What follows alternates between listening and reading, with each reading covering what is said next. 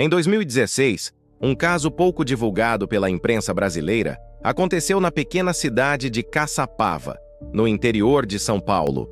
Na época, não passou de uma nota discreta em jornais locais. Uma adolescente chamada Lívia Torres, de 16 anos, desapareceu após relatar aos pais que estava sendo perseguida por uma mulher de branco. O que parecia um relato comum de histeria juvenil, logo se transformou em um mistério sombrio, envolto em lendas urbanas, arquivos perdidos e um padrão de eventos inexplicáveis que se estenderam por mais de um século. Lívia era uma jovem introspectiva, inteligente e muito conectada com tecnologia. Ela mantinha um blog pessoal onde escrevia sobre livros, experiências escolares e, nos últimos meses, passou a relatar sonhos vívidos com uma presença feminina que ela chamava de a visitante. Nos registros salvos no Wayback Machine, já que o blog original foi excluído após o caso, Lívia descrevia sonhos com corredores escuros, portas que se abriam sozinhas e uma figura feminina que a observava sem falar, sempre à distância. A garota mencionava acordar todas as noites às 3h21, sempre com uma sensação de que alguém tinha estado no quarto. Segundo os pais, tudo começou após uma excursão escolar ao casarão abandonado da Fazenda Santa Cecília, uma propriedade histórica nos arredores da cidade. O local é conhecido por lendas locais que falam sobre uma mulher que enlouqueceu no final do século XIX, após a morte do filho recém-nascido. Segundo a história contada por antigos moradores, a mulher, chamada Carlota, teria vivido isolada na casa até desaparecer misteriosamente em 1891.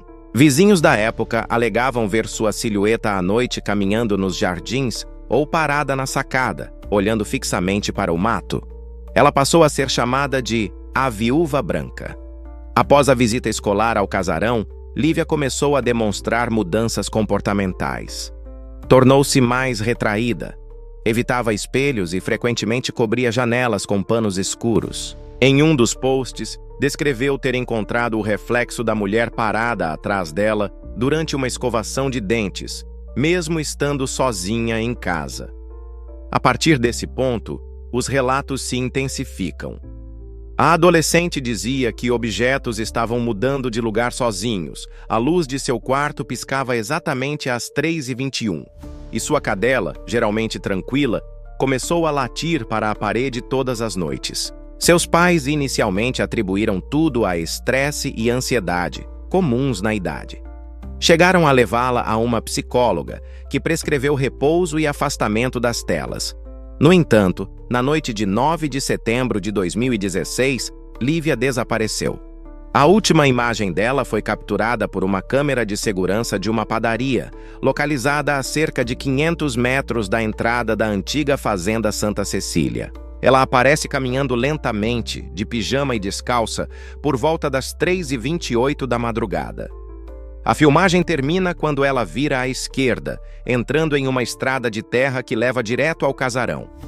O local foi revistado exaustivamente. Nenhum vestígio dela foi encontrado. O casarão estava vazio, exceto por um espelho trincado em um dos quartos e uma marca de mão recente no vidro empoeirado.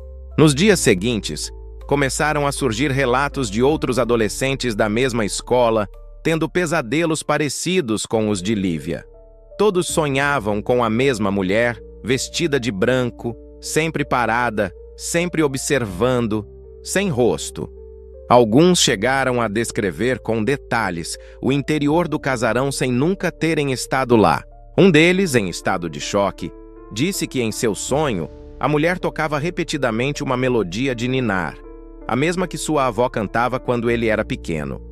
Segundo a família, essa canção jamais havia sido gravada ou registrada online. Diante da comoção local, o caso ganhou a atenção de investigadores independentes e pesquisadores do paranormal. Um deles, o antropólogo Daniel Vilela, mergulhou nos arquivos históricos de Caçapava e descobriu algo intrigante. Desde 1892, desaparecimentos semelhantes haviam ocorrido na região, todos envolvendo adolescentes, a maioria mulheres, e todos entre os dias 7 e 12 de setembro. Nos boletins antigos, quase apagados pelo tempo, apareciam descrições vagamente parecidas. Pessoas vistas pela última vez andando sozinhas em direção ao casarão, algumas vestidas de maneira incomum, como se tivessem sido chamadas por alguém ou por alguma coisa. Ainda mais assustador foi o achado de uma carta datada de 1890, escrita por um dos caseiros da fazenda, onde ele descrevia os últimos dias de Carlota. Segundo ele, ela passou a falar com o espelho, afirmando que havia encontrado um modo de voltar sempre que fosse esquecida. Em um trecho da carta, ele escreve: "Ela diz que enquanto alguém lembrar de seu nome, poderá visitar os que têm o coração aberto. Ela não busca vingança, ela busca companhia."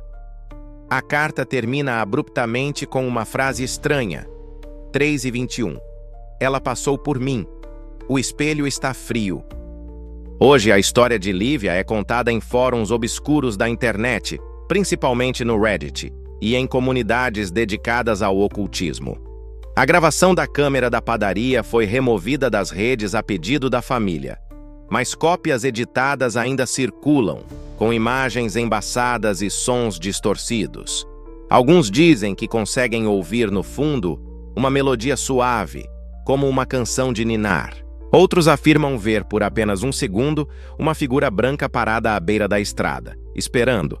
A polícia nunca encerrou oficialmente o caso, mas considera a jovem como desaparecida presumida morta. Em 2020, um grupo de jovens fez uma live explorando o casarão à noite. Até hoje, ninguém sabe o que aconteceu com Lívia Torres. Sua mãe afirma, com convicção, que ela ainda está viva, em algum lugar que os olhos não conseguem ver. Ela mantém o quarto da filha intocado e diz que, em noites específicas de setembro, a luz do quarto acende sozinha às 13h21. Quando isso acontece, ela senta-se na poltrona e espera. Porque, segundo ela, a filha prometeu que um dia voltaria, nem que fosse pelo espelho.